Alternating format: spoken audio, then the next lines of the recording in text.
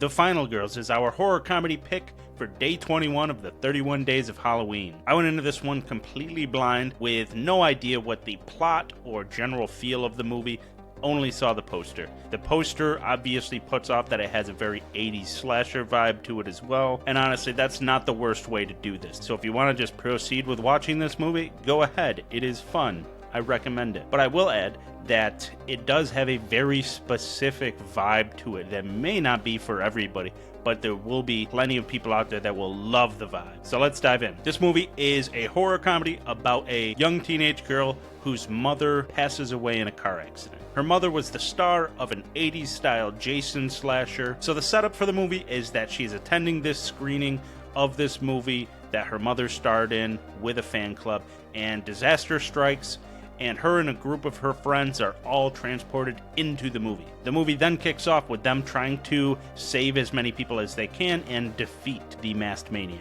It was originally conceived and co-written by Joshua Jason Miller as a way for him to process the death of his father, who starred as Father Karras in the original Exorcist. So that adds to the touching and emotional dynamic of what it might be like to watch a movie starring one of your loved ones after they've passed away. The film does have that emotional side to it. But like I said, it is a horror comedy, and it does really dig into the fun and the ridiculousness of these 80s style slashers as well. The film stars Taissa Farmiga, who many horror fans will know from American Horror Story or The Nun 1 and 2. It also stars Malin Akerman and even Adam Devine, whose inclusion should hint at the amount of comedy that is in this movie. As the movie goes on, things get more and more fantastical, but it stays really fun and really leans into those 80s stereotypes and how ridiculous they were. I really did enjoy this one. I know that it's become somewhat of a cult classic over time. I know that it has a pretty dedicated fan base with it,